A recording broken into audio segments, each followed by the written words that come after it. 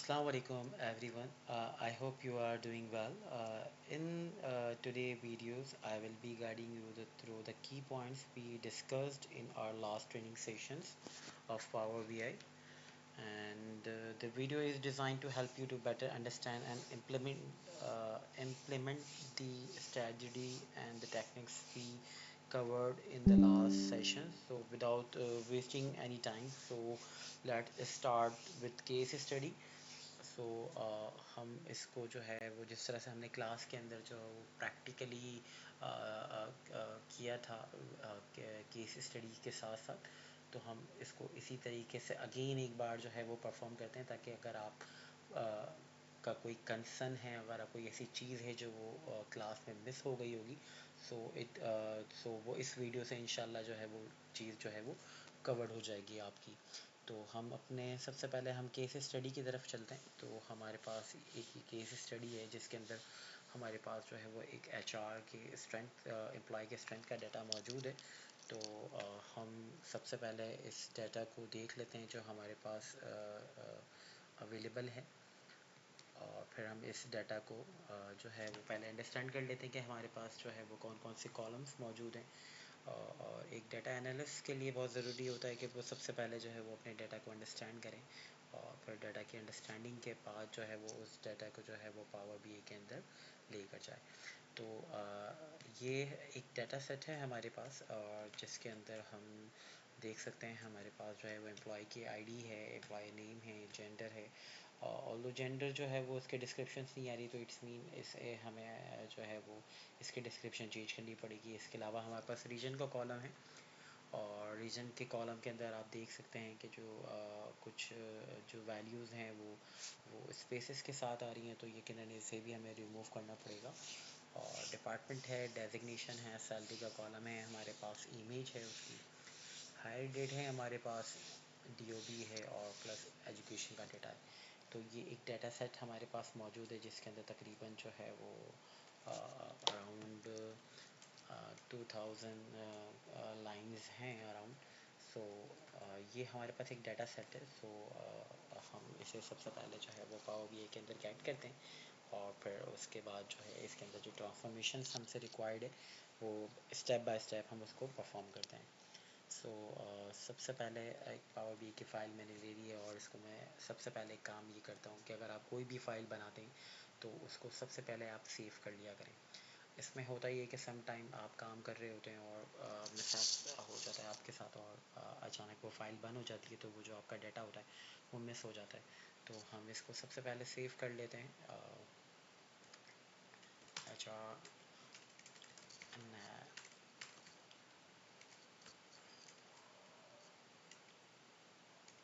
अच्छा,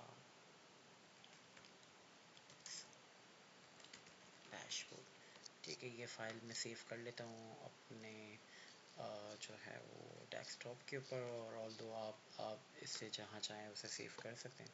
ठीक है, मैं इसको डी फाइव में सेव कर लेता हूँ, ये फ़ाइल मेरी सेव हो गई है। ठीक है, और सो इसके बाद में सबसे पहले जो है वो फ़ाइल की एक्सट्रैक्शन करता हूँ पावर बीआई के अंदर, कि पावर बीआई के अंदर जो है वो किस तरह से जो है वो हम फ़ाइल को एक्सट्रैक्ट करते हैं। इस फ़ाइल एक्सट्रैक्शन से पहले मैं आपको जो हमने लास्ट अपने सेशन से के अंदर जो है जो कोर्स आउटलाइन को डिस्कस किया था, वो एक एक बार मैं उसे ओपन कर लेता हूँ कि जो आज का हमारा जो टॉपिक होगा, जो आज के इस ट्रेनिंग सेशंस के अंदर जो हमने लास्ट डे सीखा था, उसके अंदर क्या क्या चीज़ें होंगी। इंट्रोडक्शन ऑफ पावर बीआई, मैं इसको रिपीट नहीं करता, ये हमने इन डिटेल क्लास में डिस्कस किया था। इसके अलावा जो इस वीडियो के अंदर आपको जो आपको हेल्प आउट मिलेगी वो मिलेगी कि डाटा की एक्सट्रैक्शन किस तरह से हम करते हैं। अगेन डाटा की ट्रांसफॉर्मेशंस हैं, इंट्रोडक्शन ऑफ डेक्स है हमारे पास, डाटा विजुअलाइजेशन आर्ट है कि हमें कौन से विजुअल को यूज़ करना चाहिए किस डाटा के लिए, और प्लस जो विजुअल की बेसिक प्रॉपर्टीज़ होती हैं उसको हम डिस्कस करेंगे। तो ये बेसिकली इस वीडियोस के अंदर आपको ये चीज़ें मिल जाएंगी, जिससे आप यकीनन जो है वो जो आपको असाइनमेंट दिया गया है उसको करने में आपको मदद मिलेगी। सो अगेन हम अपने प्रैक्टिकली काम की तरफ बढ़ते हैं, और इसके लिए मैं पावर बीआई की फ़ाइल पर आता हूँ। और हमारे पास पावर बीआई की फ़ाइल के अंदर ये जो सेक्शंस हैं हमारे पास जो है डाटा के नाम से, यहाँ इस ऑप्शंस के थ्रू हम डाटा को पावर बी के अंदर गेट कर सकते हैं। चूँकि हमारे पास एक्सेल की फ़ाइल है, सो हम इसको एक्सेल को यहाँ से कनेक्ट करके भी कर सकते हैं, बट हम इस फाइल को कनेक्ट करते हैं, गेट डाटा पे क्लिक करते हैं और मोर के ऑप्शन पे क्लिक करते हैं, और उसके बाद जो है वो आपके पास जितने भी डाटा सोर्सेज हैं जो कि पावर बी आपको अलाउ करता है कि आप पावर बी के अंदर डाटा को एक्सट्रैक्ट कर सकते हैं, तो वो ऑल सोर्सेज आपके पास यहाँ पर उसकी पूरी एक लिस्ट आ रही है। तो इसके अंदर हमने क्लास के अंदर भी डिस्कस किया था कि फ़ाइल के अंदर हमारे पास एक्सेल की फ़ाइल होती है, CSV की फ़ाइल है, XML की फ़ाइल है, जेसन की फ़ाइल है, फ़ोल्डर के थ्रू भी हम कर सकते हैं इसके अंदर के। अगर आपके पास मल्टीपल फाइल्स हैं तो आप मल्टीपल फाइल को किस तरह से जो है वो वन टाइम के ऊपर जो है वो पावर बी के अंदर गेट कर सकते हैं। प्लस आपके पास अगर PDF के अंदर डाटा मौजूद है तो वो उसको भी आप पावर बी के अंदर ईज़िली गेट कर सकते हैं। सो हमारे पास चूँकि एक्सेल की फ़ाइल है, तो हम एक्सेल पे क्लिक करते हैं और अगेन इसको कनेक्ट करते हैं। कनेक्ट करने के बाद इसके अंदर सबसे पहले मुझे इससे ये बताना है कि आपका जो डाटा सेट है वो कहाँ पर रखा हुआ है। सो ये डाटा सोर्स मेरे पास इस पाथ के ऊपर रखा हुआ है। सो इस फाइल को मैं क्लिक करता हूँ, इसे ओपन करता हूँ, और चूँकि हमने जब अपने डाटा सेट को ओपन किया था तो उसके अंदर हमें कुछ ट्रांसफॉर्मेशंस वाली चीज़ दिखी थी, कुछ गार्बेज जो है वो कॉलम्स वगैरह भी आ रहे थे, कुछ कॉलर रॉज भी थे। सो सबसे पहले हमें इसकी डाटा की एक्सट्रैक्शन के बाद सबसे पहले इसके अंदर ट्रांसफॉर्मेशंस करनी है। तो जैसे ही आप इस फाइल को सिलेक्ट करते हैं और कनेक्ट करते हैं तो आपके पास कुछ इस तरह का विंडो आ जाएगा, और जिसके अंदर आपके पास एक्सेल की फ़ाइल के अंदर जितनी भी शीट्स बनी हुई होती हैं वो आपको व्यू हो जाएंगी। चूँकि मेरे उस फाइल के अंदर सिर्फ एक शीट थी तो वो यहाँ पर एम्प्लॉय डाटा के नाम से आ रही है। तो इस डाटा को देखने के लिए आपने इस पर चेक लगाना है। जब आप इस पर चेक लगाएंगे तो आपको इस डाटा का प्रीव्यू मिल जाएगा। इसके अंदर यहाँ पर हमारे पास दो ऑप्शंस मौजूद हैं। एक ऑप्शंस है हमारे पास लोड डाटा। अगर मैं इसे लोड डाटा पर क्लिक करता हूँ तो होगा ये कि जो एज इट इज़ हमारे जो एग्जिस्टिंग डाटा है वो पावर बी के अंदर गेट हो जाएगा। चूँकि हमने डाटा के अंदर ट्रांसफॉर्मेशंस करनी है तो हमें इसके लिए जो है इसको ट्रांसफॉर्म करना पड़ेगा, और उस ट्रांसफॉर्मेशंस के लिए मैं इस पर क्लिक करूँगा ट्रांसफॉर्म डाटा के ऊपर। ओके, पावर बी के अंदर दो तरह के मूड्स होते हैं। एक होता है पावर रिपोर्ट व्यू, जहाँ पर हम डैशबोर्ड्स को बनाते हैं, डैशबोर्ड को डेवलप करते हैं, डैशबोर्ड की डिज़ाइनिंग करते हैं। और एक व्यू होता है हमारे पास पावर क्यूरी वाला, जहाँ पर आप डाटा की प्रिपरेशंस बनाते हैं, डाटा को क्लीन करते हैं, डाटा को ईटेल्स के थ्रू जो है वो डाटा को क्लीन कर रहे होते हैं। तो ये दो दो व्यूज़ हैं हमारे पास। अभी जो हम जो ट्रांसफॉर्मेशन वाला पार्ट करेंगे वो पावर क्यूरी के अंदर हम इस चीज़ों को परफॉर्म करेंगे। ठीक है, ये आपका पावर क्यूरी वाला मूड आ रहा है। और इसके अलावा अगर आपके पास जो दूसरी स्क्रीन है वो ये वाली है जो रिपोर्ट व्यू कहलाती है, जहाँ पर आप डैशबोर्ड को डिज़ाइन करते हैं। तो हम पावर क्यूरी वाले विंडोज़ पर आ जाते हैं, और यहाँ पर कुछ चीज़ें हैं जो कि हम पहले अंडरस्टैंड कर लेते हैं। इसके अंदर सबसे पहले हमारे पास एक होम टैब आ गया, और होम टैब के अंदर हमारे होम के रिबन्स के अंदर हमारे पास बहुत सारे ऑप्शंस हैं। जिस तरह से अगर आप कोई न्यू फाइल को एक्सट्रैक्ट करना चाहते हैं तो आप पावर क्यूरी के अंदर रह के भी डेटा को गेट कर सकते हैं। इसके अलावा हमारे पास यहाँ पर कुछ फंक्शंस मौजूद हैं। मिसाल के तौर पे हमारे पास रिड्यूस रॉ का फंक्शन मौजूद है, यहाँ पर मैनेज कॉलम्स मौजूद हैं। तो हम एक एक चीज़ को परफॉर्म करेंगे। जो भी आज का जो हमारा सेशन होगा, जो चीज़ें हमें रिक्वायर्ड हैं, तो हम उन सारे जो फंक्शंस को जो है वो अप्लाई कर रहे होंगे। इसके अलावा यहाँ पर दूसरी चीज़ देखने वाली ये है कि यहाँ पर हमारे पास एक है ट्रांसफॉर्मेशंस और एक है ऐड अ कॉलम। इन दोनों के अंदर ऑलमोस्ट तकरीबन सिमिलर फंक्शंस आ रहे होते हैं। तो अगर इन दोनों का डिफरेंस अगर मैं आपको बताऊं तो इन दोनों में डिफरेंस ये है कि अगर आप ट्रांसफॉर्म के रिबन के अंदर रहकर कोई अगर काम करते हैं, मिसाल के तौर पे अगर मेरे पास ये एक कॉलम है डेट का, ये एक डेट का कॉलम है। ठीक है, अगर मैं ये चाहता हूँ कि मुझे इस कॉलम के अंदर जो है वो ईयर दिखे, और मुझे सिर्फ ईयर चाहिए, डे और मंथ में इसे मुझे नहीं देखना। तो मैं अगर इस कॉलम पर रहकर कोई ट्रांसफॉर्मेशंस करता हूँ तो होगा ये कि वो एग्जिस्टिंग कॉलम को ही चेंज कर देगा। और अगर मैं ऐड अ कॉलम के थ्रू इस ट्रांसफॉर्मेशन को परफॉर्म करता हूँ तो वो ये क्या करेगा, जो मेरा एग्जिस्टिंग कॉलम है उसे रहने देगा, और इसके अलावा एक एक न्यू कॉलम्स ऐड कर देगा मेरे डाटा सेट के अंदर। तो हम प्रैक्टिकली इसको करके भी देखेंगे आगे। तो सबसे पहले हमारे पास जो रिक्वायरमेंट है केस स्टडी के अंदर, हम उसको देख लेते हैं। तो सबसे पहले हमारे पास जो केस स्टडी के अंदर जो रिक्वायरमेंट है वो है हमारे पास के रिमूव ऑल नल रोज। तो सबसे पहले हमारे पास जो नल रॉज आ रहे हैं हमें उसको एक्सक्लूड करना है अपने डाटा सेट के अंदर। तो इस रॉज को रिमूव करने के हमने क्लास के अंदर भी देखा था कि बहुत सारे स्टेप्स हैं जिसके थ्रू आप इसको कर सकते हैं। एक स्टेप्स आपके पास यहाँ पर ये है कि आप यहाँ पर रिमूव रॉस पर आएँ और यहाँ पर रिमूव टॉप रॉस पर क्लिक करें, और टॉप रोज पे क्लिक करने के बाद ऊपर से आप टॉप के जितने रोज भी रिमूव करना चाहते हैं, लेट्स सपोज अगर 5 रोज हैं मेरे पास, तो मैं इसको 5 रोज को रिमूव करता हूँ। तो आप ये देखेंगे 5 रोज ऊपर से टॉप से रिमूव हो जाएगा। तो आप इस तरह से भी जो है वो उसको हटा सकते हैं अपने ब्लैंक रोज को।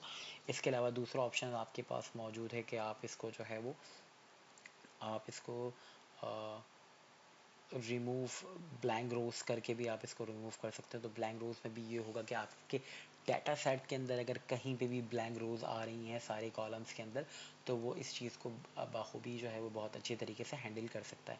तो ये पावर बी के अंदर जैसे क्लास में आपको बताया था कि एक चीज़ को परफॉर्म करने के लिए आप मल्टीपल से जो है वो अप्रोच को फॉलो कर सकते हैं।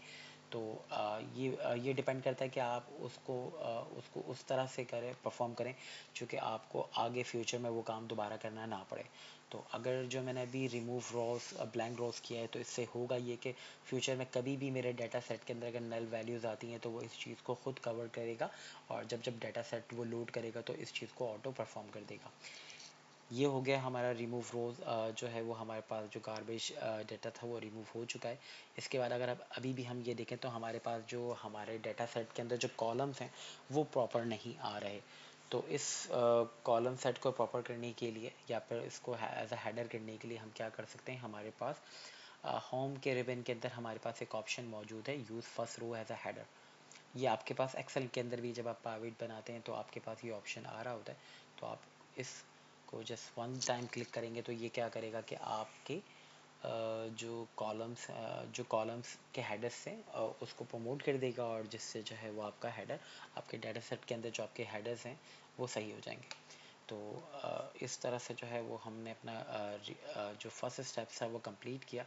इसके अलावा हमारे पास जो दूसरी रिक्वायरमेंट थी हमारे पास वो ये थी कि जेंडर की डिस्क्रिप्शंस को चेंज करना है। तो इसके लिए भी हमने क्लास में चीज़ें डिस्कस की थी। एक तो मेरे पास ये ऑप्शन है कि मैं इस कॉलम को सिलेक्ट करूँ, इस पर राइट क्लिक करूँ और यहाँ पर आके रिप्लेस वैली कर दूँ। तो जहाँ पर एफ है वहाँ पर फीमेल हो जाए,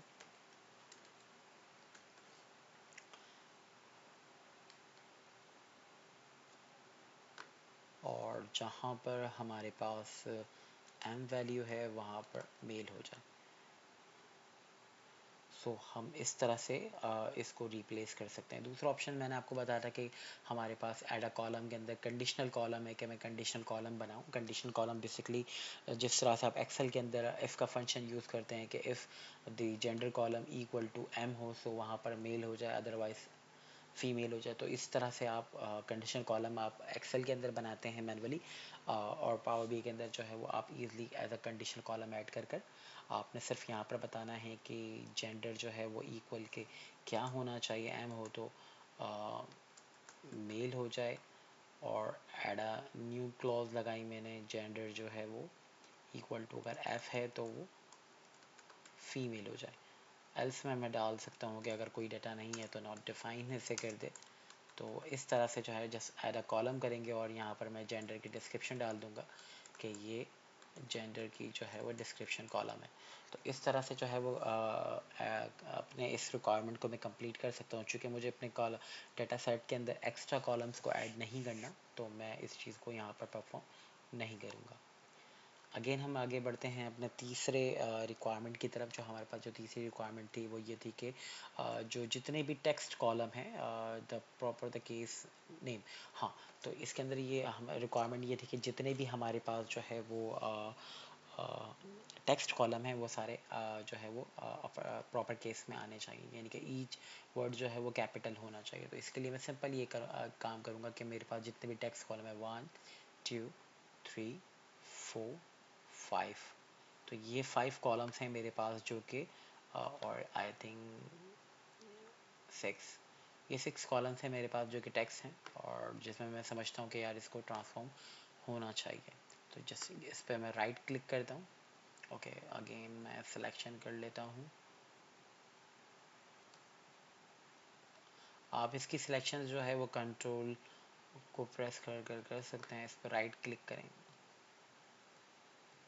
एक मिनट, मल्टीपल रोज हो जाते हैं, ईच कैपिटल वन। इसी तरीके से इसकी भी सिलेक्शन कर लेते हैं और इसको हम करते हैं कैपिटल ईच वर्ड। अगेन जो एक लास्ट कॉलम रह गया था मेरे पास, इसको भी मैं यहाँ से सिलेक्ट कर इसको अपर केस कर देता हूँ। तो इस तरह से जो है वो हम डाटा को जो है वो ट्रांसफॉर्म कर सकते हैं। इसके अलावा इसके अंदर बहुत सारे ऑप्शंस हैं जो कि हमने क्लास में डिस्कस किए थे कि एक कॉलम को आपने सेलेक्ट किया, इसको आप रिमूव कर सकते हैं। रिमूव अदर कॉलम है कि इस कॉलम के अलावा दूसरे सारे कॉलम जो है वो डिलीट हो जाएंगे। इसी तरीके से इसके अंदर आप किसी वैल्यू को रिप्लेस कर सकते हैं।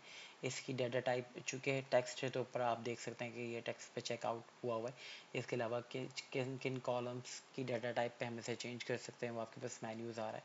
तो इस तरह से जो है वो आप ट्रांसफॉर्म पर आकर जो है lower upper trim clean length का फंक्शन यूज़ कर सकते हैं। आपको आपको पता होगा कि एक्सेल के अंदर हम ट्रिम का फंक्शन यूज़ करते हैं कि जितने भी हमारे पास गार्बेज स्पेसेस होते हैं उसको रिमूव करने के लिए। क्योंकि हमारे पास एक कॉलम था रीजन का जिसके अंदर वैल्यूज़ जो है वो सही नहीं आ रही थी, प्रॉपर नहीं आ रही थी। और अगर आप ये देखें भी तो मैंने इसको जब फ़िल्टर लगाया तो कराची यहाँ पर मल्टीपल टाइम्स आ रहा है। सो इसको रिमूव पहले हम एक बार जो है वो क्लीन करते हैं, ट्रिम करते हैं और देखते हैं कि हमारी पास जो गार्बेज डाटा था वो रिमूव हुआ या नहीं। सो अगेन मैं इसको फ़िल्टर लगाता हूँ तो आप ये देख सकते हैं कि अब हमारे पास जो कराची जो है वो वन टाइम आ रहा है। तो आप इस तरह से जो है वो ट्रिम का फंक्शन यूज़ करते हुए अपने डाटा सेट से जो है वो गार्बेज जो स्पेसेस हैं उसको रिमूव कर सकते हैं। अगेन हम अपनी फोर्थ रिक्वायरमेंट की तरफ आते हैं कि इसमें जो है वो हमने जो है वो एक कॉलम ऐड करना है टुडे का। टुडे के लिए हम एक्सेल के अंदर जो है वो फंक्शन यूज़ कर रहे होते हैं नाउ का।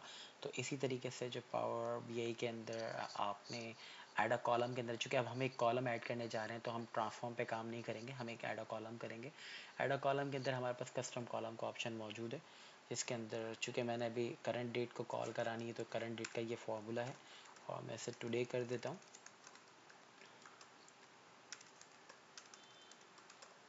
टुडे। सो आप ये देख सकते हैं, आप कोई भी यहाँ पर फंक्शन लिखेंगे, अगर यहाँ पर नो सिंटैक्स एरर आ रहा है तो इट्स मीन ये आपको हमेशा जो है ना कोई वैल्यू रिटर्न में देगा। अदरवाइज़ अगर कोई आपके पास आप अगर ये अगेन अगर आपने कोई सिंटैक्स मिस किया है या फिर अगर सही तरीके से नहीं लिखा तो ये आपको नीचे जो है वो आपको एरर को जो है वो आपको प्रोम कर देगा, आपको वार्निंग दे रहा होगा कि आपने जो सिंटैक्स लिखा है वो सही नहीं है। सो हम एक ऐड अ कॉलम बनाते हैं, ठीक है। और यहाँ पर आप देख सकते हैं कि एक कॉलम ऐड हो चुका है। तो मैं इसको सबसे पहले चूँकि मेरे पास जो दो हायर डेट है, डीओबी डेट है, वो जो फॉर्मेट है वो सिर्फ डेट है तो, और ये डेट एंड टाइम आ रहा है तो मैं इसको सबसे पहले क्या करता हूँ, डेट पे कन्वर्ट कर लेता हूँ। तो इस तरह से जो है वो टुडे का फंक्शन मैंने ऐड कर लिया अपने पास। इसके बाद मैंने सबसे पहले जो है वो एज कैलकुलेट करनी है अपने डाटा सेट के अंदर। एक कॉलम ऐड करना है जिसमें एज कैलकुलेट जो है, तो एज कैलकुलेट का जो फार्मूला है हमारे पास वो जो है ईयर टुडे माइनस जो है वो डीओबी है। तो इसके लिए मैं अगेन जो है वो ऐड अ कस्टम कॉलम करूँगा और कस्टम कॉलम के अंदर यहाँ पर आगे जो मैंने कॉलम बनाया है टुडे का, तो टुडे को इंसर्ट कराता हूँ, अगेन माइनस का साइन लगाता हूँ और डीओबी डाल देता हूँ। तो और मैं इसको बताता हूँ कि ये है एज। तो आप ये देखेंगे कि ये मुझे जो है वो एक्सट्रैक्ट करने के बाद, सब्ट्रैक्ट करने के बाद जो है वो डेज़ में डाटा जो है वो प्रोवाइड कर देगा। चूँकि अभी ये मुझे जो डाटा देखना है वो ईयर वाइज देखना है, तो मैं इसको ईयर में कैसे कन्वर्ट करूँगा, तो मैं इस कॉलम को सिलेक्ट करूँगा। कॉलम को सिलेक्ट करने के बाद चूँकि मुझे इसी कॉलम को चेंज करना है, सो मैं ऐड अ कॉलम पे नहीं ट्रांसफॉर्म कॉलम पे जाऊँगा और मेरे पास यहाँ पर डेट एंड टाइम कॉलम के नाम से एक सेक्शन आ रहा है जिसके अंदर ड्यूरेशन के अंदर मैं आकर इसको टोटल ईयर कर दूँगा। जब मैं इसे एयर करूँगा तो ये मेरे पास अभी जो है वो डेसिमल वैल्यूज़ पे आ रही है, तो मैं इस डेसिमल वैल्यूज़ को जो है वो रिप्लेस कर दूँगा। चूँकि मुझे डेसिमल वैल्यूज़ पे नहीं चाहिए, मुझे होल नंबर पे चाहिए, तो मैं इसको होल नंबर करूँगा। तो ये इसको ऑटो जो है वो क्या करेगा, उसको राउंड अप कर देगा। तो इस तरह से हमने एज को कैलकुलेट किया है। इसी तरीके से हम एक अगेन जो है वो हम एक ऐड अ कॉलम करते हैं, और जिसके अंदर हम जो है वो हमारी जो लास्ट रिक्वायरमेंट है पावर क्यूरी के अंदर जो कि हमने परफॉर्म करनी है, वो है एक्सपीरियंस को कैलकुलेट करना। तो एक्सपीरियंस को कैलकुलेट करने के लिए भी अगेन मैं क्या करूँगा, सबसे पहले कॉलम का नाम बताऊँगा यहाँ पर। अगेन मेरे पास जो है वो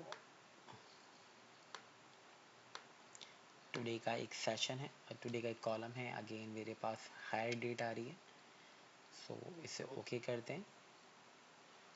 और इसी तरीके से चूँकि मैंने एडिशनल कॉलम ऐड नहीं करना अपने डेटा सेट के अंदर, तो मैं इस पर ट्रांसफॉर्म पर आऊँगा, इसके ड्यूरेशन पर आऊँगा और इसको टोटल ऐड कर दूँगा, और इसको भी मैं as a whole number consider करूँगा। अब मेरे पास जो है ये सारे एयर्स जो है वो कैलकुलेट होकर आ गए। तो इस तरह से जो है वो जो पावर क्यूरी के अंदर जो हमारी रिक्वायरमेंट्स थी, जो हमने स्टेप परफॉर्म करने थे, वो वन बाय वन हमने परफॉर्म कर लिए। इसके अंदर एक और चीज़ थी कि जो भी चीज़ आप परफॉर्म कर रहे हैं या फिर जो कॉलम ऐड कर रहे हैं, तो आप ये देखें आपके पास जो है यहाँ पर अप्लाइड स्टेप्स आ रहा होता है, जिसके अंदर जो आपने डाटा लोड किया था उससे लेकर जो चीज़ें भी आपने स्टेप परफॉर्म किया, वो एज इट इज़ सारी चीज़ें जो है वो एज अ रिकॉर्ड हो रही होती हैं। और इसका फ़ायदा ये है कि अगर बाय मिस्टेक आपसे कोई ऐसी चीज़ हो गई है जिससे डाटा आपका ख़राब हो गया, तो आप उसको जो है वो आप उसको बैक में जाकर चेक कर सकते हैं कि आपने क्या क्या चीज़ें परफॉर्म की थी, किस लेवल के ऊपर आपका कौन सा डाटा था। तो इस तरह से जो है वो आप अपने जो जो एक्टिविटी है उसको उसको रिकॉर्ड उस रिकॉर्ड को आप इजीली देख सकते हैं। तो अभी चूँकि हमारे पास जो ट्रांसफॉर्मेशन वाली जो चीज़ थी, वो ऑल दो सारी चीज़ें इसमें कवर हो चुकी हैं।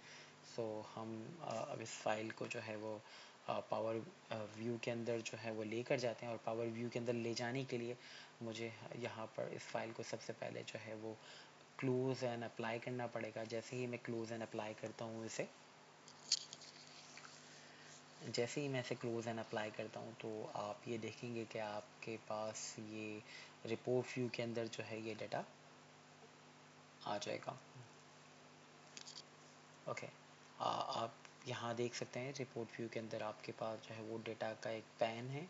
उस पैन के अंदर आप ये देखें आपके पास जितने भी आपने कॉलम्स कैलकुलेट किए थे वो सारे आ गए हैं। अगर आप इस डाटा को आप देखना चाहते हैं कि इस डाटा के अंदर कौन कौन से कॉलम्स हैं, क्या वैल्यूज़ है, तो इसके लिए आपके पास जो है वो लेफ्ट हैंड के अंदर तीन तीन व्यूज़ आ रहे होते हैं, या कि मेरे पास चार आ रहे हैं, तो मैंने कुछ एड ऑन टूल्स ऐड किए हुए हैं। ठीक है, तो आपके पास रिपोर्ट व्यू आ रहा होगा, टेबल व्यू आ रहा होगा और मॉडल व्यू आ रहा होगा। तो टेबल व्यू पर जब आप आएंगे तो आप यहाँ पर आकर देख सकते हैं कि जो आपने कॉलम्स को जो ट्रांसफॉर्म किया है, जो कौन कौन से कॉलम्स आप यहाँ पर लेकर आए, तो ये सारे कॉलम्स आपको यहाँ पर दिख जाएंगे। चूँकि टुडे का फंक्शन हमने टुडे का कॉलम ऐड किया था, एज का कॉलम ऐड किया और एक्सपीरियंस का कॉलम ऐड किया, ये तीन कॉलम्स हमने बाद में ऐड किए। इसी तरीके से आपके पास चूँकि मॉडल वाइज डाटा नहीं है, आपके पास एक शीट है, तो यहाँ पर आपके पास जो है वो एक ही टेबल आ रहा है। तो हम सबसे पहले एक काम करते हैं कि हमारे पास जो केस स्टडी के अंदर जो रिक्वायरमेंट है, वो ये रिक्वायरमेंट ये है कि हमने इसके अंदर जो है वो दो कॉलम मज़ीद ऐड करने हैं बिन और ग्रुपिंग के थ्रू। बेसिकली पावर बी के अंदर जो है वो आप एक स्लैब बना रहे होते हैं, मिसाल के तौर पे सैलरी के स्लैब्स बनते हैं, एज के स्लैब बनते हैं, एक्सपीरियंस के स्लैब बनते हैं। इसको आप बिन के थ्रू भी बना सकते हैं, ग्रुप के थ्रू भी बना सकते हैं। बिन के थ्रू होता ये है कि बिन में आप एक रेंज बता देते हैं, तो वो हर एक मिसाल के तौर पे आपने 5 बता दिया, तो वो हर 5 के बाद एक रेंज बना देता है। उसके अंदर लिमिटेशन ये होती है कि आप जो है वो स्पेसिफिक स्लैब डिफ़ाइन नहीं कर सकते। तो उसमें होता ये है कि वो आपने जो रेंज बता दी है वो 1 से लेके 5 तक, तो वो लास्ट वाली 5 उठाता है। फिर उससे नीचे 6 से लेके 10 है, तो वो लास्ट वैल्यू जो है वो आपकी 10 उठाएगा, और वो आपको रॉ में दिखा रहा होगा। तो हम इसको ग्रुप के थ्रू करते हैं। ग्रुप के थ्रू करने के लिए आपने सिंपल क्या करना पड़ेगा, आप यहाँ पर एज पर आएंगे, एज पर आने के बाद आपके पास यहाँ पर ऑप्शन मौजूद है न्यू ग्रुप का। तो न्यू ग्रुप पर आएँ, यहाँ पर न्यू ग्रुप पे आने के बाद आपने इसको लिस्ट करनी है। लिस्ट में आपने सबसे पहले हमारे पास जो रेंज थी वो अंडर 21 थी, तो ये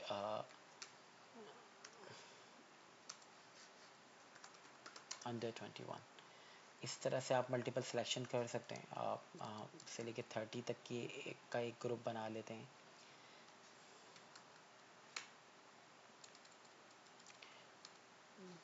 21 टू 30।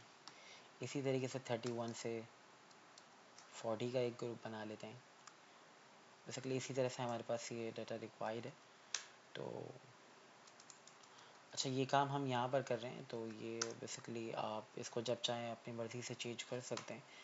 और बट ये काम आप जो है वो पावर क्यूरी के अंदर भी कर सकते हैं, बट उसके लिए आपको स्क्रिप्टिंग लिखनी पड़ेगी जिसमें आप डिफरेंट रेंज बता रहे होंगे। लास्ट टाइम हमने इफ़ की कंडीशन यूज़ की थी, उसी के अंदर वो नेस्टेड इफ़ होती है, जो कि आप उसको यूज़ करते हुए आप ये काम परफॉर्म कर सकते हैं। तो लास्ट में हमारे पास 40 है, तो ये अब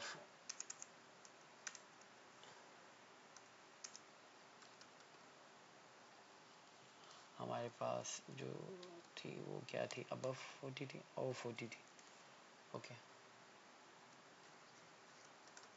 ओवर 40। तो इस तरह से हमने रेंज बना लिया, और हम यहाँ पर इसको एज ग्रुप भी कह सकते हैं, हमने ग्रुपिंग कर ली। इसी तरीके से सैलरी को भी हम जो एक्सपीरियंस का भी रेंज बना लेते हैं।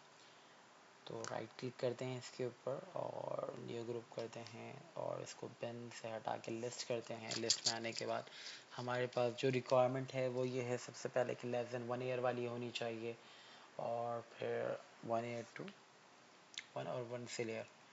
ठीक है,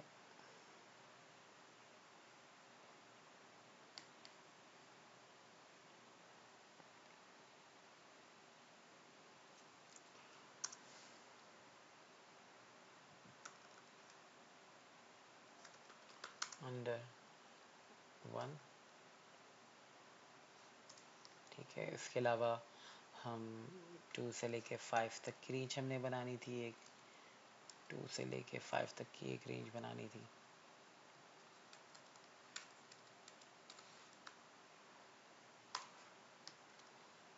और 5 से 10 तक की बनानी थी।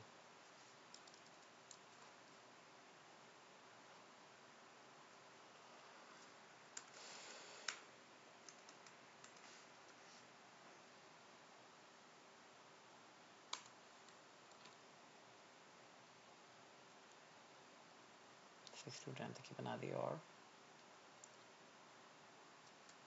इन सबको मैंने डाल दिया।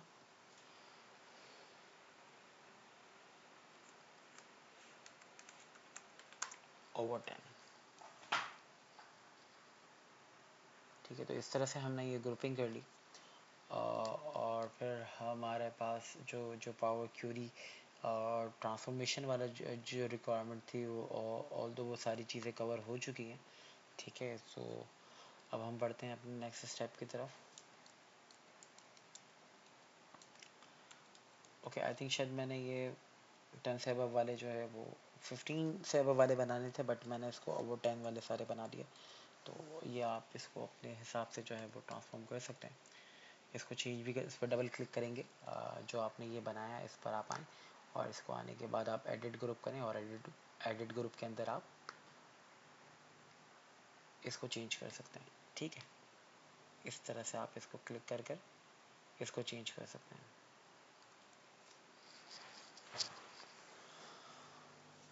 अब हम अपने नेक्स्ट रिक्वायरमेंट की तरफ बढ़ते हैं, जो कि है KPI वाला पार्ट, जिसके अंदर हमने सबसे पहले जो है वो 2 KPIs को कैलकुलेट करना है।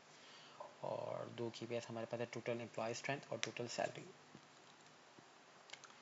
तो जो डेक्स वाला पार्ट है वो बेसिकली हमारे पास है कि अ, हम पावर बी के अंदर जो है वो कुछ कैलकुलेशन सेव करके रख लेते हैं, और फिर उस कैलकुलेशन को या फिर एक्सप्रेशंस को हम मल्टीपल विजुअल्स के अंदर बार बार यूज़ कर सकते हैं। जिस तरह से हमारे पास जो ये सारे कॉलम्स आ रहे हैं, इसी तरीके से मेजर्स बना हुआ आ जाता है, जिसको हमें बार बार कैलकुलेट या फिर बार बार कैलकुलेट करने के बाद उसकी फॉर्मेटिंग करने की ज़रूरत नहीं होती। तो इसके लिए हमारे पास जो है वो होम के सेक्शन के अंदर जो है वो न्यू मेजर का जो है वो ऑप्शन मौजूद है। न्यू मेजर पे क्लिक करते हैं। जिस तरह से आप एक्सेल के अंदर जो है वो एक्सेल के अंदर आप फंक्शन यूज़ करते हैं, सम काउंट इफ, तो इसी तरीके से पावर बीआई के अंदर भी आप फंक्शन यूज़ करते हैं, बट उस फंक्शंस को हम डेक्स कहते हैं। कुछ बेसिक डेक्स होते हैं, कुछ एडवांस डेक्स होते हैं। तो सबसे पहले एम्प्लॉय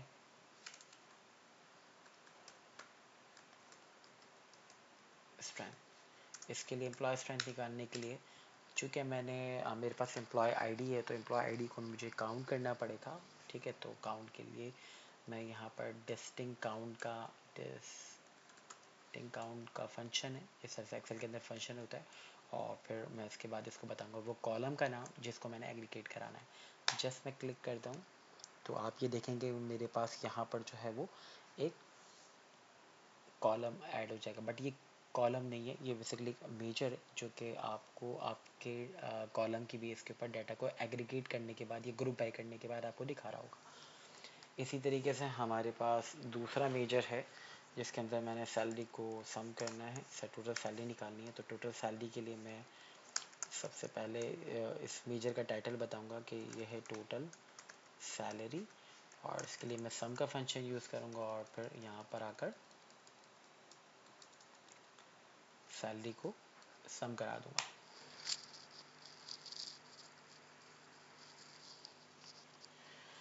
ओके, तो हमने ये दो मेजर्स कैलकुलेट कर लिए हैं, और मेजर को की फॉर्मेटिंग भी हम सेट कर लेते हैं कि ये जो मेजर्स हैं मेरे पास, मिसाल के तौर पे अगर मैं एक टेबल लेता हूँ, टेबल सेलेक्ट करता हूँ और जिसके अंदर मैं जो है वो डिपार्टमेंट वाइज जो है वो मेजर को ऐड करता हूँ, तो डिपार्टमेंट वाइज मेरे पास सैलरी आ गई। आप यहाँ पर एक चीज़ देख सकते हैं कि आपके पास ये जो वैल्यूज़ आ रही हैं, ये डेसिमल, ये जो है वो कॉमा सेपरेटेड नहीं आ रही है, ऐसा होल नंबर आ रही है। तो मैं इसकी फॉर्मेटिंग को चेंज कर लेता हूँ। तो चेंज करने के लिए सबसे पहले मैं मेजर को सिलेक्ट करूँगा। मेजर को सिलेक्ट करने के बाद मेरे पास ऑप्शन है मेजर टूल। मेजर टूल के अंदर मैं आकर बताता हूँ कि ये मेरे पास जो वैल्यू है वो in terms of in currency है। तो इस करेंसी को मैं सिलेक्ट करता हूँ, तो ये क्या करेगा कि मेरी इस वैल्यू को करेंसी में चेंज कर देगा। अदरवाइज़ अगर मुझे डेसिमल वैल्यूज चाहिए तो मैं यहाँ से उसको डेसिमल ऐड कर कर अपने डाटा के अंदर दिखा सकता हूँ। तो इस तरह से जो है वो अगर आपने एक मेजर बना लिया और फिर अब मल्टीपल टाइम जहाँ जितने मीजर्स पे भी आप इसको यूज़ करना चाहें आप इसको कर सकते हैं। आपको बार बार इसकी फॉर्मेटिंग करने की ज़रूरत नहीं है। मिसाल के तौर पे अगर मैं एक और चार्ट लेता हूँ, मिसाल के तौर पे मैंने लिया डेजिग्नेशन वाइज मुझे सैलरी देखनी है, तो जस्ट मैं जब डेजिग्नेशन वाइज सैलरी पे चेक लगाऊंगा तो ये मुझे इन टर्म्स ऑफ डॉलर की अमाउंट दिखाऊंगा। अदरवाइज़ इसके अलावा जो मेरे पास सैलरी का कॉलम था, तो अगर मैं इस सैलरी की कॉलम पे चेक लगाता हूँ तो आप ये देखें मैं जितनी दफ़ा भी ये सैलरी के कॉलम को यूज़ करूँगा मुझे बार बार इसकी फॉर्मेटिंग चेंज करनी पड़ेगी, और ये जो है वो बेसिकली इसकी परफॉर्मेंस भी उस तरह से नहीं होती जो मेजर की होती है। तो मेजर बेसिकली बहुत कोई काम करता है, तो इसी वजह से हम अपने डैशबोर्ड के अंदर मेजर्स बनाते हैं और उसी को यूज़ कर रहे होते हैं। तो ये जो हमारा जो सेकंड पार्ट था केपीआई वाला, ये भी हमने परफॉर्म कर लिया। अब हम चलते हैं डैशबोर्ड की तरफ और हम एक इंटरेक्टिव डैशबोर्ड बनाते हैं। और उसके अंदर सबसे पहले हमारे पास जो रिक्वायरमेंट है वो ये है कि आपके डैशबोर्ड के अंदर जो है वो डिपार्टमेंट डेजिग्नेशन और एजुकेशन का फ़िल्टर होना चाहिए। तो सबसे पहले हम ये समझ लेते हैं कि हमने डैशबोर्ड बनाना कहाँ पर है। आपके पास बेसिकली ये वो स्क्रीन है, ये वो एरिया है जहाँ पर आप डैशबोर्ड को डिज़ाइन करते हैं। इसके अंदर सबसे पहले आपके पास जो है वो आ जाती है पेज की प्रॉपर्टी। लेट सपोज ये अभी ब्लैंक है तो इसकी एक प्रॉपर्टी है, तो जब आप यहाँ पर राइट हैंड के ऊपर फॉर्मेट पे क्लिक करेंगे तो आपको इस पेज की प्रॉपर्टीज़ मिल जाएंगी कि ये पेज का साइज़ क्या है, पेज का बैकग्राउंड क्या रखना है, वॉलपेपर कौन से सेट करनी है। ठीक है, तो अगर आपके पास ये ऑप्शन नहीं आ रहा फॉर्मेट पैन का तो आप व्यू के अंदर आप आएंगे। व्यू पे आने के बाद आप यहाँ पे इस पे चेक लगा दीजिएगा। जैसे ही आप चेक लगाएंगे तो यहाँ पर ये ऐड हो जाएगा। इसके अलावा हमारे पास जो है वो बिल्ड का ऑप्शन मौजूद है। बिल्ड के अंदर हमारे पास जो डिफ़ॉल्ट विजुअल हैं जिनको हम यूज़ करते हुए पावर बीआई के अंदर डैशबोर्ड्स बना सकते हैं, वो ये सारे ऑप्शंस आ रहे हैं। तो आप कोई भी विजुअल को अगर आप सिलेक्ट करते हैं तो विजुअल को सिलेक्ट करने के बाद आपने उसके अंदर सबसे पहले जो है वो वैल्यूज़ को बताना है कि यार इसके अंदर आपने एक्सेस के अंदर क्या वैल्यू रखनी है, अपने वाई एक्सेस के अंदर क्या वैल्यू रखनी है, और वैल्यू रखने के बाद आपने उस विजुअल के फॉर्मेट पे जाकर उसकी जो प्रॉपर्टीज़ को चेंज करना है। इट्स मीन कि अगर उस पर डाटा लेबल ऑन करना चाहते हैं, उसके कलर थीम को चेंज करना चाहते हैं, उसके साइज़ को जो उसकी अलाइनमेंट को सेट करना चाहते हैं, तो ये सारी चीज़ें आपको जो है वो फॉर्मेट के अंदर आपको मिल जाएंगी। तो सबसे पहले हम एक काम करते हैं कि अपने डैशबोर्ड के अंदर सबसे पहले एक टाइटल ऐड करते हैं। इस डैशबोर्ड को एक टाइटल देते हैं। तो इसके लिए मैं सबसे पहले सेलेक्ट करता हूँ टेक्स्ट बॉक्स, और टेक्स्ट बॉक्स को मैं इस तरह से यूज़ करता हूँ और इस पर लिखता हूँ HR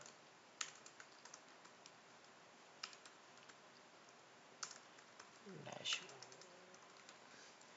इसकी फॉर्मेटिंग आप जैसे ही सिलेक्ट करेंगे तो आपके पास ये एक अलग से पॉपअप विंडोज़ आ रही होगी। यहाँ पर आप इसको सेट कर सकते हैं। मैं इसको 24 करता हूँ और प्लस इसके कलर्स को जो है वो, चूँकि मल्टीपल्स कलर्स को यूज़ करता हूँ तो मैं इसको जो है वो डिफरेंट कलर्स दे देता हूँ। आपको जो कलर बेहतर लगे आप उस कलर के साथ काम कर सकते हैं। क्योंकि मैं इसको एक ही थीम के साथ एडजस्ट करूँगा, तो मैं कोशिश करूँगा कि जो कलर मैं यूज़ कर रहा हूँ उसी कलर थीम्स के साथ उसको जो है वो आगे कंटिन्यू करूँ।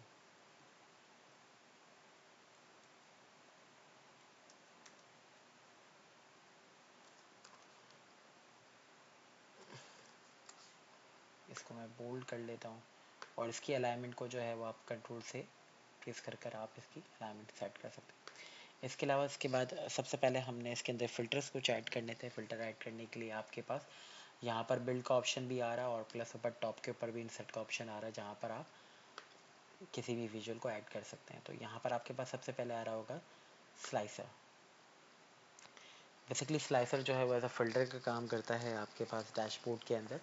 तो आप जब स्लाइसर्स पे क्लिक करेंगे और क्लिक करने के बाद सबसे पहले आपने डिपार्टमेंट का फ़िल्टर चाहिए। अच्छा, डिपार्टमेंट के अंदर आपके पास देखेंगे जो आ रही है अभी लिस्ट आ रही है, तो मुझे इसको जो है वो सबसे पहले जो है वो इसको ड्रॉप डाउन बनाना है ताकि मेरे पे डैशबोर्ड के अंदर जो है वो स्पेस का मसला ज़्यादा ना हो। तो इसके लिए मैं सबसे पहले, मैंने जैसा आपको बताया, किसी भी विजुअल को आप सेलेक्ट करते हैं तो उसके फॉर्मेट पेन के अंदर जाकर आप उसकी प्रॉपर्टीज़ को चेंज करते हैं। तो इसकी प्रॉपर्टीज़ को चेंज करने के लिए आपने सिंपल क्या करना है, सबसे पहले विजुअल को सिलेक्ट करना है, फिर फॉर्मेट पे, जैसे ही फॉर्मेट पे क्लिक करेंगे तो आपके पास ये एक स्क्रीन आ जाएगी जिसके अंदर आपके पास आ रहा होगा कि स्लाइसर सेटिंग के अंदर आप आएँ और इसको ड्रॉप डाउन कर दें। इसकी और भी जो है वो इसकी प्रॉपर्टीज़ हैं जिसमें आप जाकर इसकी वैल्यूज़ को चेंज कर सकते हैं। तो अभी मैं इन सारी चीज़ों को नहीं चेंज करता, आप इन सारी चीज़ों को थोड़ा सा खुद एक्सप्लोर करिएगा। बट हाँ, मैं कुछ विजुअल्स के अंदर बॉर्डर यूज़ करूँगा और जिससे मैं आपको बताऊँगा कि यार बॉर्डर्स को यूज़ करते हुए आप अपने जो विजुअल को किस तरह से जो है वो थोड़ा सा इंटरेक्टिव बना सकते हैं या फिर ब्यूटीफुल बना सकते हैं। तो इसके लिए मैं सबसे पहले फ़िल्टर ऐड कर लेता हूँ। तो मैं इसी को कॉपी पेस्ट करता हूँ।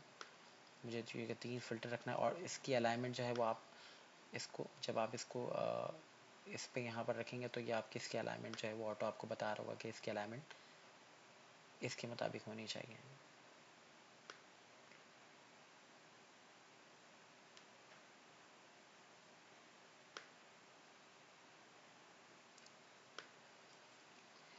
मैं इसके साइज़ को थोड़ा सा और छोटा कर लेता हूँ ताकि मेरे पास इस डैशबोर्ड पे जगह थोड़ी सी बरकरार हो जाए। अगेन मैं इन सब को सिलेक्ट कर लेता हूँ।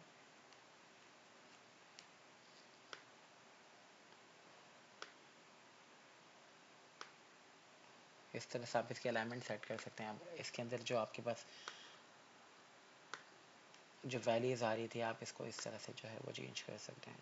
तो मैंने ये इस तरह से जो है वो इसकी वैल्यूज़ को चेंज कर दिया है, तो मुझे बार बार उसकी फॉर्मेटिंग पे जाकर जो है उसको चेंज करने की ज़रूरत नहीं पड़ी। इसके बाद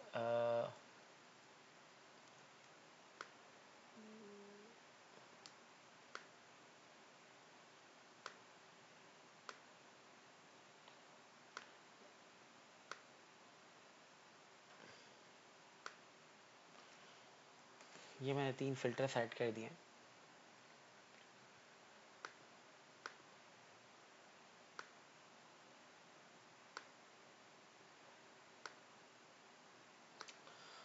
इसके बाद मैंने सबसे पहले एक काम ये करना है, फ़िल्टर के बाद मैंने टोटल स्ट्रेंथ दिखानी है, विजुअल कार्ड यूज़ करना है और डाइवर्सिटी रेशियो दिखानी है। तो मैं यहाँ पर एक काम करता हूँ, सबसे पहले मेरे पास कार्ड है, मैं इसको कार्ड को यूज़ करता हूँ, इसके अंदर मैं टोटल अपनी स्ट्रेंथ दिखा देता हूँ। तो जैसे ही मैं इस नंबर ऑफ़ एम्प्लॉय को यूज़ करता हूँ तो मेरे पास यहाँ पर स्ट्रेंथ आ जाएगी इसकी। ये बेसिकली कार्ड है और हर विजुअल की, ये विजुअल हो गया या फिर स्लाइसर हो गया, हर विजुअल या स्लाइसर या फिर जो भी आप विजुअल लेते हैं उसकी प्रॉपर्टीज़ हैं, और उस प्रॉपर्टीज़ में जाकर आपने उसको चेंज करना होगा। मिसाल के तौर पर भी मैंने जो कार्ड लिया है इसका जो फ़ॉन्ट साइज़ है वो काफ़ी लार्ज है, जिसकी वजह से उसकी विजिबिलिटी जो है वो थोड़ी सी प्रॉपर नहीं दिख रही। तो मैं इसको एक काम करता हूँ, मैं इसको 20 पे ले आता हूँ, जिससे इसकी विजिबिलिटी थोड़ी सी बेहतर हो जाएगी। तो मैं इसको बोल्ड कर देता हूँ। इसके अलावा मेरे पास हेडर्स हैं, हेडर्स को मैं एक काम करता हूँ कि 8 पे ले जाता हूँ और उसके कलर को चेंज कर देता हूँ।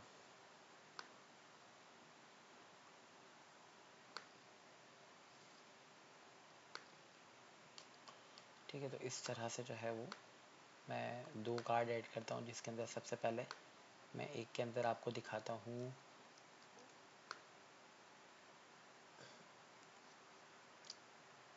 दूसरे के अंदर आपको दिखाता हूँ सैलरी।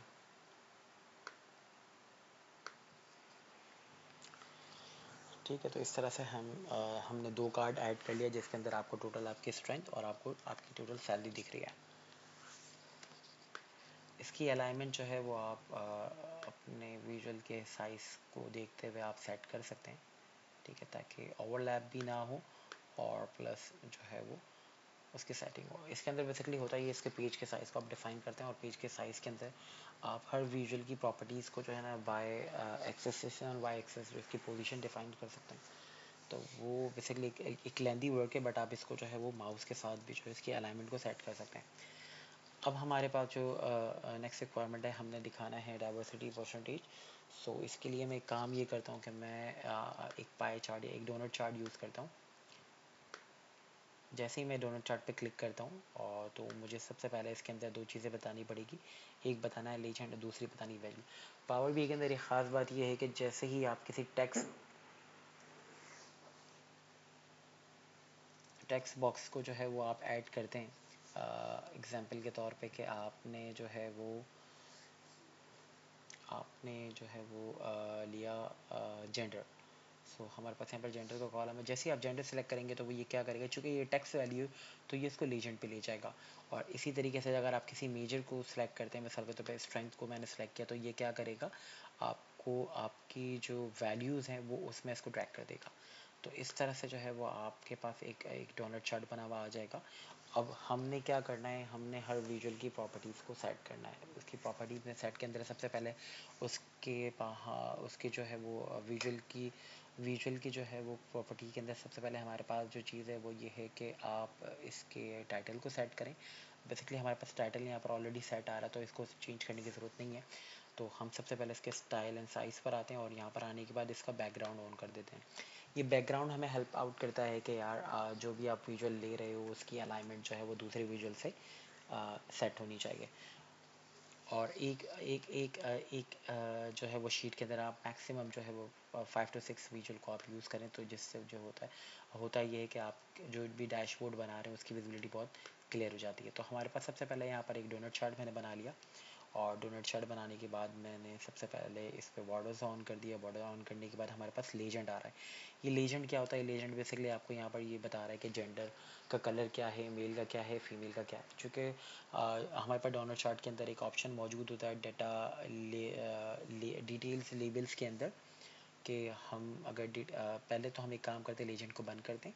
लेजेंड को बंद करने के बाद स्लाइसेस में आते हैं। स्लाइस में आप यहाँ पर आके इसके कलर्स को सेट कर सकते हैं कि भाई मेल का कलर ये होना चाहिए, फीमेल का कलर ये होना चाहिए। इसके अलावा आप इसकी स्पेसिंग को डिफ़ाइन कर सकते हैं कि यार इसके अंदर जो है इसकी जो है वो डोनट किस तरह से होनी चाहिए, उसके रेडियस कैसे होने चाहिए। और इसके अलावा हमारे पास जो इसमें ऑप्शन होता है वो डिटेल लेबल्स हैं, जिसके अंदर आप जो है वो आप बताते हैं कि आपको इसके लेबल के साथ क्या क्या चीज़ें देखनी है। तो यहाँ पर हमारे पास ऑप्शन मौजूद है ऑल डिटेल लेबल का, जिसके अंदर जो है वो इन टर्म्स ऑफ नंबर्स भी आ जाते हैं कि टोटल वैल्यूज़ भी आ रही है, इन टर्म्स ऑफ परसेंटेज भी आ रहा है।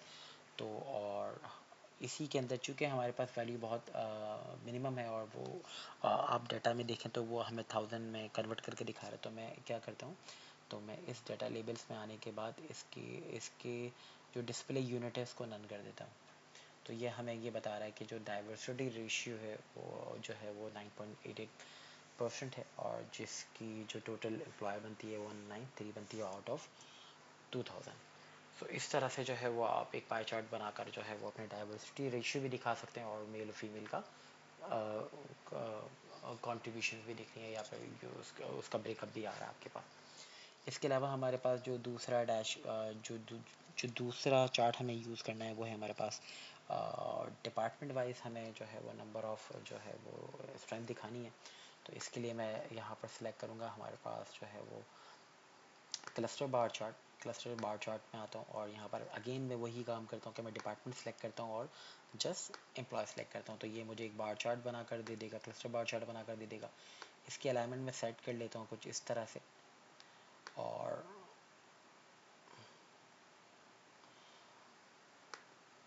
चूँकि इसके बॉर्डर्स को मैं ऑन कर लेता हूँ ताकि मुझे हेल्प मिल सके कि इसके जो है वो अ, इस ये जो है वो दूसरे विजुअल से जो है वो सेट हो। अगेन मैं इसके अंदर इसकी प्रॉपर्टीज़ के अंदर सबसे पहले इसके टाइटल को देख लेते हैं। इसके टाइटल प्रॉपर आ रहा है तो फिर हमें उसमें चेंज करने की ज़रूरत नहीं है।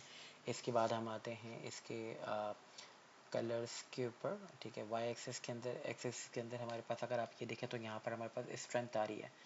हमें इस स्ट्रेंथ की ज़रूरत नहीं है क्योंकि हम ऊपर हम बता चुके हैं इसके टाइटल में। उसी तरीके से डिपार्टमेंट नेम भी आ रहा है डिपार्टमेंट, तो हमें इस चीज़ की ज़रूरत नहीं है। तो हम क्या करेंगे, वाई वन एक्सेस में जाकर इसके टाइटल को ऑफ कर देंगे। हमारे पास ये ऑप्शन यहाँ पर आ रहा है। तो इससे ये होगा कि और मज़ीद आपका डाटा जो है वो थोड़ा सा बेहतर उसकी विजिबिलिटी बन जाएगी। इसके बाद इसके अंदर आपके पास बार आ रहे हैं। बार के अंदर होता है कि आपके पास एक कलर थीम आ रही है और एक ही कलर आ रहा है। चूँकि हम इसको जो है से कलर थीम को सेट करते हैं या फिर उसके नंबर ऑफ स्ट्रेंथ के ऊपर, तो इस यहाँ पर हमारे पास ऑप्शन कलर के अंदर हमारे पास एक ऑप्शन मौजूद है फंक्शन का, कंडीशनल फॉर्मेटिंग का। कंडीशनल फॉर्मेटिंग के अंदर आते हैं। कंडीशनल फॉर्मेटिंग में आने के बाद हमारे पास तीन तरह के जो है ना फॉर्मेटिंग्स मौजूद हैं यहाँ पर। एक है गार्डियंस, एक है रूल्स, एक है फील्ड वैल्यू। सो अभी हम यहाँ पर जो ग्रेडियंट्स यूज़ करते हैं और इसके अंदर मुझे यहाँ पर ये बताना होता है कि किस की बेस के ऊपर आपने ये जो है ना वो ग्रेडिंग करनी है या फिर आपने कलर चूज़ करना है। तो हमारे पास यहाँ पर एम्प्लॉय स्ट्रेंथ का डाटा है, तो एम्प्लॉय स्ट्रेंथ को सिलेक्ट करते हैं और यहाँ पर मैं जस्ट एक ऐड करता हूँ मिड लेवल कलर को जो कि येलो है। सो मैं इसको जस्ट ओके करता हूँ। तो आप ये देखेंगे हमारे पास कुछ इस तरह से जो है वो एक चार्ट बना हुआ आ जाएगा। एक मतलब जो हमारे पास बार चार्ट आ रहा था उसमें एक कलर जो है वो सेग्रीगेट होकर आ रहा होगा। और ऊपर टॉप पर अगर आप देखें तो लेजेंड आ रहा है आपके पास के मिनिमम वैल्यू कितनी है, मैक्सिमम कितनी है और मीडियम कितनी है। तो ये बेसिकली लेजेंड कहलाता है। अगेन हमने जिस तरह से लेजेंड को अपने पाई चार्ट से बंद किया था, इस तरह से यहाँ से भी इसको ऑफ करते हैं। इसके बाद हम इसके अंदर डेटा लेबल्स को ऑन कर लेते हैं ताकि हमें डिपार्टमेंट वाइज जो है वो ब्रेकअप बाय वैल्यू दिख रही हो।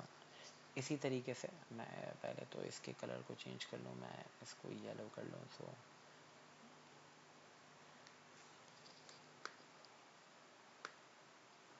अगेन मुझे अब एक डेजिग्नेशन वाइज जो है वो नेक्स्ट जो रिक्वायरमेंट है हमारे पास वो डेजिग्नेशन वाइज जो है वो ब्रेकअप दिखाना है स्ट्रेंथ का। तो मैं जस्ट इसी को कॉपी करूँगा, इसको पेस्ट करता हूँ और मैं चूँकि मैं ये देखता हूँ कि यहाँ पर जो है इसकी विजिबिलिटी प्रॉपर नहीं बन पा रही इसकी, तो मैं इस चार्ट को जो है वो एडजस्ट करता हूँ थोड़ा सा।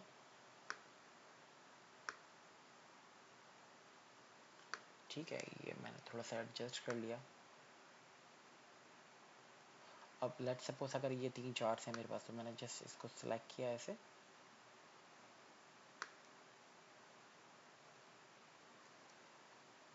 ओके। इन तीनों को कंट्रोल प्रेस करके सिलेक्ट किया। अब मैं फॉर्मेट पर आता हूँ। यहाँ पर मेरे पास एक ऑप्शन मौजूद है अलाइन का। अलाइन पर आकर मैं सबसे पहले इसको टॉप से अलाइन करता हूँ। टॉप से अलाइन करने के बाद मैं इसको करता हूँ डिस्ट्रीब्यूटर में। तो ये इस तरह से जो है ये मेरे चार्ट जो है वो इक्वली जो है वो डिस्ट्रीब्यूट हो जाएंगे। ठीक है, और अभी भी मैं देखता हूँ कि ये थोड़ा सा इसमें एडजस्टमेंट हो सकती है, तो मैं इसको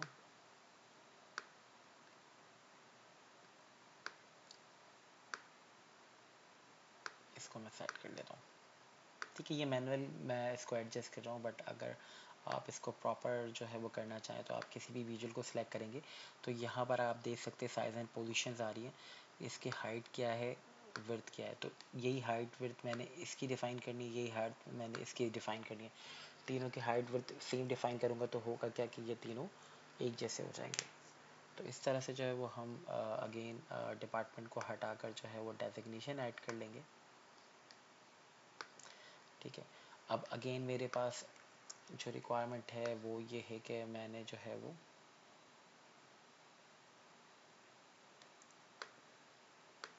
अच्छा, चूँकि मेरे पास स्पेस ज़्यादा है तो मैं उसको जो है वो इसके अलाइनमेंट को हाथों हाथ सेट करता रहता हूँ।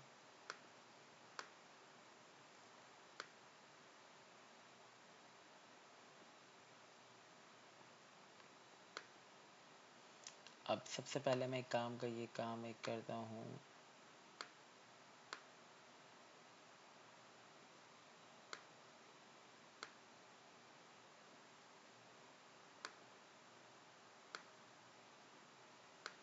इसकी अलाइनमेंट आप अगर चूँकि मेरे पास टाइम का थोड़ा सा इशू है तो मैं इसको भी मैनुअली कर रहा हूँ, अदरवाइज़ आप इसको जो है वो उसके साइज एंड पोजीशन के हिसाब से सेट कर सकते हैं। यहाँ पर मेरे पास age wise, age group wise मुझे दिखाना है डेटा, तो मैं सिंपल एज ग्रुप वाइज को यहाँ पर रखता हूँ, इसको यहाँ पर इस तरह से चेंज करता हूँ और इस चार्ट को मैं बनाता हूँ,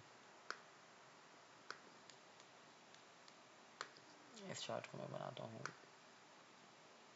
इस तरह से। तो आप डिफरेंट तरीके से जो है वो चार्ट बना सकते हैं। इसी तरह से मैं इसमें एज वाइज हमने कर लिया, एक्सपीरियंस वाइज डाटा दिखाता हूँ। लास्ट टाइम आपसे मैंने इसके अंदर जो ऐड करवाया था वो करवाया था मैंने आपसे ईयर वाइज कैलकुलेशन कराई थी, बट अभी अगर आप देखें एज वाइज एक्सपीरियंस वाइज मैंने आपको एक चार्ट बनाया तो ये मुझे बता रहा है कि 21 से 30 साल वाले बंदे जो हैं के अंदर आपके पास जो है वो कितने ऐसे एम्प्लॉयज़ हैं जो कि 2 से 5 साल वाले एक्सपीरियंस रखते हैं। तो इस तरह से आप मल्टीपल व्यूज़ के ऊपर भी डाटा को देख सकते हैं। और अगेन आखिरी में मैंने आपसे एक टेबल ऐड करवाया था और उस टेबल के अंदर मैंने डिपार्टमेंट डेजिग्नेशन वाइज आपसे सैलरी ऐड करवाई थी, जिसमें आपसे एक और काम ऐड करवाया था कि मैंने आपसे जेंडर वाइज चीज़ें करवाई थी कि एम्प्लॉय की सैलरी कितनी है और जेंडर्स कितनी है। तो इस तरह से जो है वो आप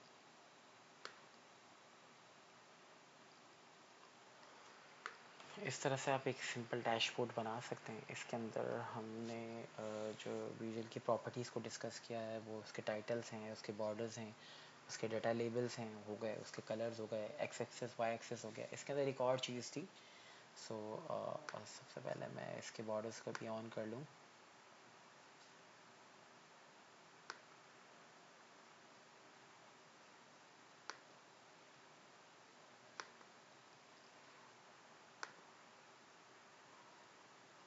बॉर्डर्स ऑन कर लूँ।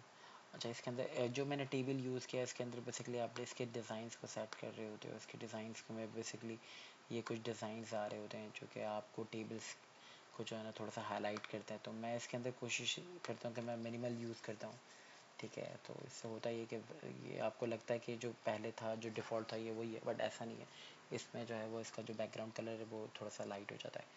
सो ये हमने एक डैशबोर्ड बनाया। ठीक है, एक डैशबोर्ड ये था जो बहुत सिंपल है, बट इसी डैशबोर्ड के अंदर अच्छा हमने एक और काम ये करना था कि हमने इसके अंदर इमेज ऐड की थी। तो इमेज के ऐड करने के लिए आपने सिंपल क्या करना है, इमेज पे जाना है और डाटा सेट पे गए, एजीपी पे गए, इमेज पे गए और आपने यहाँ से इस तरह से इमेज ली और आपने जस्ट उस इमेज को क्या करना है,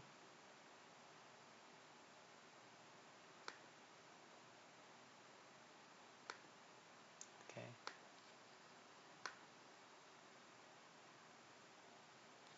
ओके, इमेज कहाँ पर है, ओके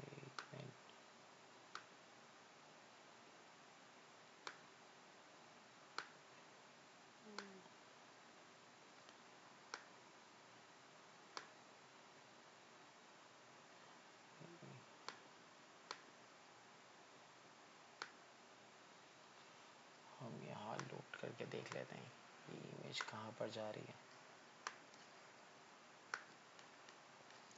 ओके, ये इमेज यहाँ पर आ गई, जस्ट कट किया मैंने और यहाँ पर आया अपने डैशबोर्ड पे, यहाँ पेस्ट किया और इसको यहाँ पर ऐसे सेट कर लिया। इसी तरीके से एक और डैशबोर्ड इमेज पर आए, इसको सिलेक्ट किया।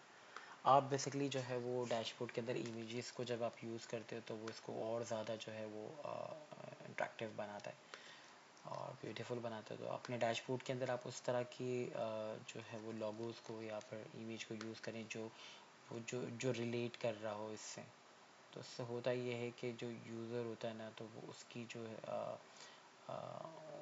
उसको उसकी विजिबिलिटी और भी ज़्यादा बेहतर हो जाती है जब वो इस तरह की चीज़ें देख रहा होता है। कि मिसाल के तौर पर अभी मैं यहाँ पर जो आपको वैल्यूज़ दिखा रहा हूँ, तो अगर मैं डॉलर की इमेजों का यूज़ करता हूँ तो वो इसको ईज़िली समझ जाता है कि ये करेंसी की बात हो रही है। तो इस तरह की चीज़ें हैं जो अगर आप यूज़ करते हैं तो वो अपने डैशबोर्ड्स को आप जो है वो थोड़ा सा इंट्रैक्टिव बना सकते हैं।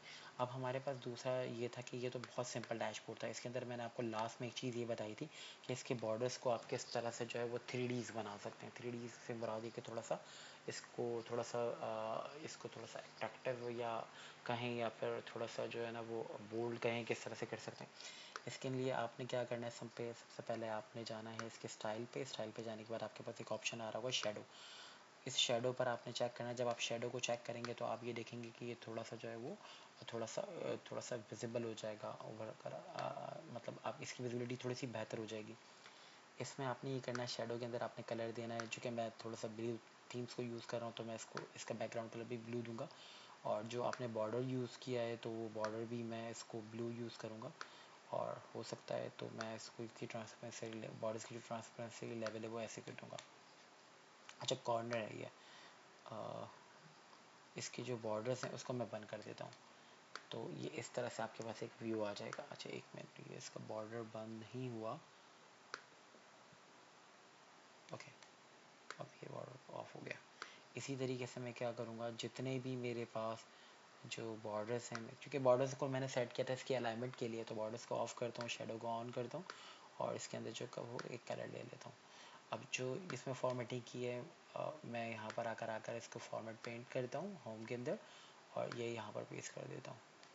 इसी तरीके से ये यहाँ पर भी पेस्ट कर सकता हूँ मैं। चूँकि ये सारे बार चार्ट हैं तो इसकी प्रॉपर्टी सेम है, तो ये कॉन्फ्लिक्ट नहीं करेगा।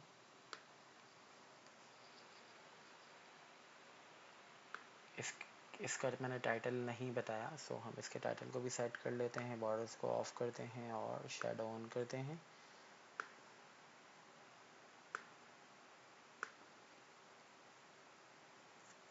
तो इसके टाइटल को ऑन करते हैं और इसको कर देते हैं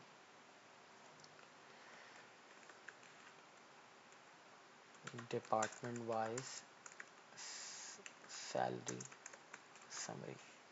ठीक है, और प्लस इसकी फॉर्मेटिंग हम जिस तरह से चाहें वो कर सकते हैं। ठीक है, तो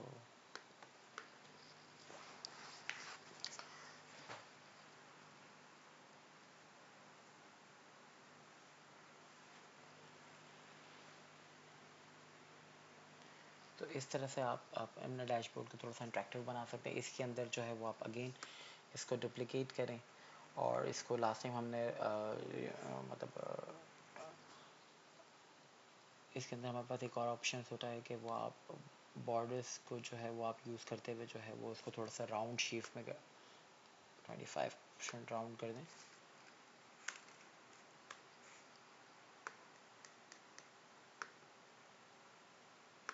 तो ये थोड़ा सा और जो है वो थोड़ा सा ब्यूटीफुल हो जाता है। तो इस तरह से आप मल्टीपल आइडियाज़ हैं, आप नेट पे आप देखेंगे आपको चीज़ें मिल जाएंगी।